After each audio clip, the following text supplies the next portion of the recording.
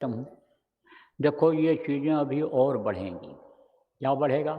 यही माया का असर, माया का दबाव, और यही माया, यही दोनों माया ये विनाश कराएगी। देखो, कुछ छोटे देश हैं, पैसा नहीं है जिनके पास, तो हथियार नहीं बना रहे हैं। और बड़े देश वाले जिनके पास पैसा है, विनाशकारी हथियार बना रहे हैं। विनाशकारी किसको कहते हैं?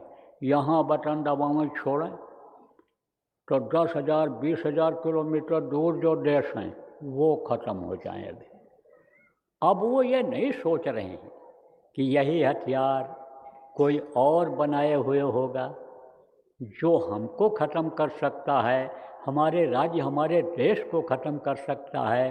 वो भी तो कोई ऐसा हो सकता है।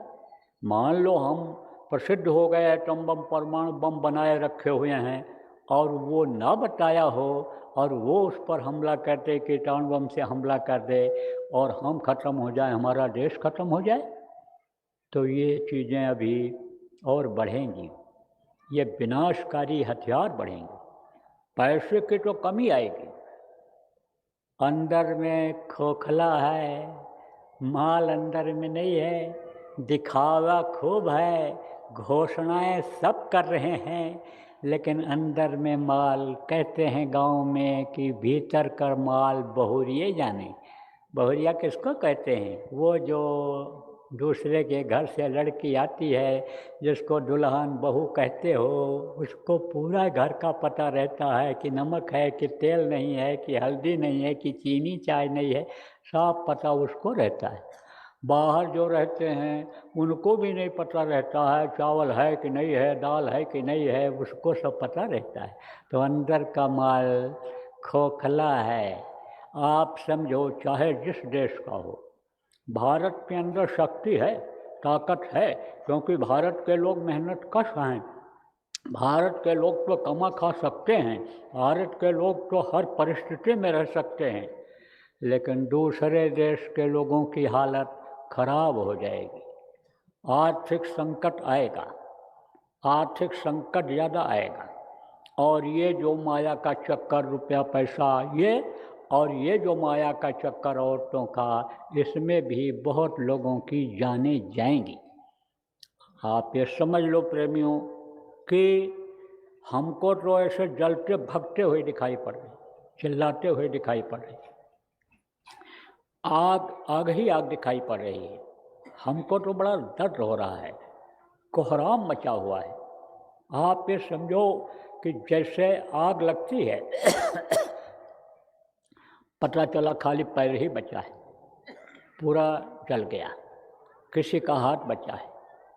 तो ऐसे ही ये सब आगजनी की घटनाएं बढ़ेंगी। चाहे कोई आग लगा दे, चाहे कोई टक्कर में, दुर्घटनाओं में आग लग जाए, जलने लग जाए गाड़ी, आप ये समझ लो, चाहे कोई आग लगा दे, तो ये यानी समझो एटम बम परमाणु बम, ये जो जंग हो रहे हैं, ये जो लड़ाइयाँ हो रहे हैं, तोपें चल रही हैं, उससे आग लग जाए तो ये अभी और बढ़ेगा, पिछले साल से ज़्यादा बढ़ेगा। भारत में तो कुछ गनीमत है, क्योंकि भारत देश में ही आध्यात्म में शक्तियाँ रही हैं और वो प्रार्थना बराबर करती रही हैं कि प्रभु इनकी रक्षा करो, इन पर दया करो, आपके ये जीव हैं, ये अज्ञान हैं, ये अबोध हैं, इन पर आप दया करो, तो वो सुनवाई करता रहता है। देखो, घर का लड़का उत्पाती है, घर का लड़का बिगड़ा हुआ है, और बाप अगर चला जाए किसी से कह दे भैया इसने उत्पात किया है, गाली दे दिया, माफ़ कर दो, तो उसकी वो बात मान लेता है।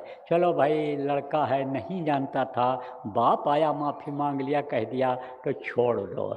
ऐसे ही इस धरती पर जो संत महात्मा रहते हैं, बराबर उस प्रभु से प्रार्थना करते रहते हैं कि इन पर दया करो, इनकी अकाल मृत्यु हो जाएगी, इनका मनुष्य शरीर अगर चला जाएगा, ये मानो मंदिर ढह जाएगा, जिस्मानी मस्जिद ढह जाएगा, ये गुरुद्वारा ख़त्म हो जाएगा, तो ये बेचारे फंस जाएंगे, इबादत किससे करेंगे, प्रभु को याद किससे करेंगे? इसलिए इनको भी मौका दे दो। तो भारत देश में तो गनीमत है, लेकिन विदेशों की हालत खराब होगी, खराब होगी। अभी दुर्घटनाएं यहाँ भी होंगी, आप समझो दुर्घटनाएं बाहर भी होंगी, चाहे गाड़ी ट्रेन की दुर्घटना हो, चाहे मोटर कार की दुर्घटना हो, चाहे आप हवाई जहाज़ की एक दुर्घटनाएं होंगी। आपको और भी बता दें, बीमारियां भी आएंगी, खूब बीमारियां आएंगी। पिछले साल की अपेक्षा इस साल ज़्यादा हार्ट अटैक होगा।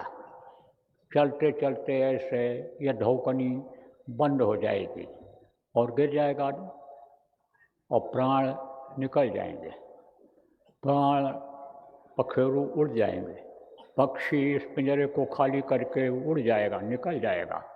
तो समझो कि ये हार्ट अटैक ज़्यादा होगा लोगों का। ये तमाम और बीमारियां हैं जिसको आप ये समझो कि दस्त कहते हो, कोई हैजा कालरा कहते हो, कोई डायरिया इंग्लिश में बोलते हो, ये सब बीमारियां ज़्यादा होंगी, इसमें भी लोग जाएंगे। और बाढ़ भी आएगी, भूकंप भी आएंगे, पिछले साल के तुलना में इस साल ज़्यादा आएंगे। भारत में भी ये असर रहेगा, दूसरे देशों में रहेगा। कुछ देशों का तो ये होगा कि खाक होंगे नगर, लोग मिट जाएंगे और जलजला में भी निशा न रह जाएगा, जल जाएंगे, खत्म हो जाएंगे, निशा भी नहीं रह जाएगा। जलजला किसको कहते हैं? बाढ़ आई, भूस्खलन हो गया, गांव के गांव जैसे धंस गए, तो निशान रह जाएगा कि यहाँ कोई गांव था? कोई बोर्ड दिखाई पड़ेगा वहाँ जो सड़क के किनारे लगा रहता है कि यह गांव है? कुछ नहीं। तो ये सब घटनाएं आगे घटेंगी। बचेगा कौन? बचेगा साध जन कोई जो सबसे लव लगाएगा, जो प्रभु को याद करेगा, जो सच है, सत्य है, उससे जुड़ने की कोशिश करेगा, वो बचेगा, उसकी रक्षा होगी। कैसे रक्षा होगी? जैसे कील के सहारे, हाथ वाली चक्की में कील के सहारे गेहूँ रह जाते हैं, पिसने से बच जाते हैं, ऐसे रक्षा होगी। बुद्धि खराब हो रही लोगों की, बुद्धि सही कैसे होगी? खान पान जब सही होगा, चरित्र जब सही होगा, तब बुद्धि सही होगी। बुद्धि लोगों की खराब हो रही है।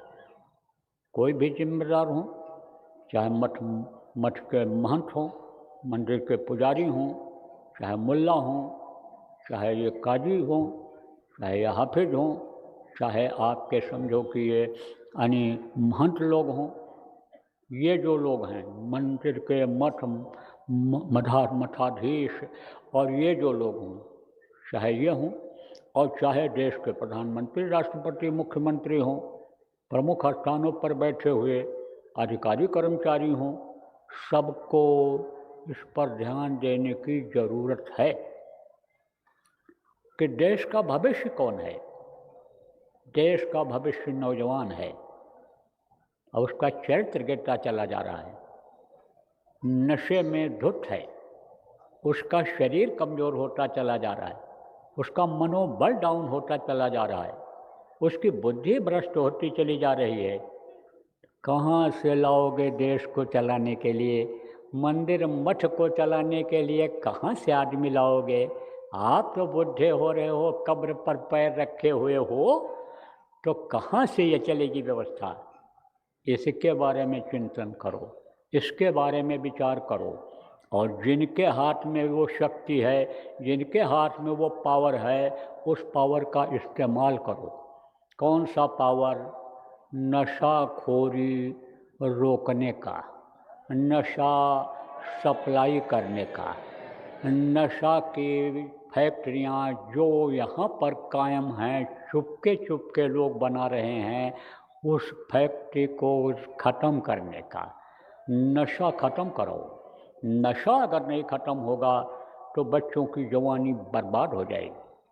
आप ये जो गर्व करते हो, घमंड करते हो कोई भी कि भारत देश हमारा ये बहुत बलवान है, ताकतवर है, ये हमारी फौज बहुत स्ट्रॉन्ग है, यानी ताकतवर है, बलवान है, वहाँ अगर नशाखोरी फैल गई, वहाँ का सिपाही का दिल दिमाग अगर काम नहीं कर रहा है, नशे में है, तो बंदूक लिए ऐसे खड़ा रहेगा।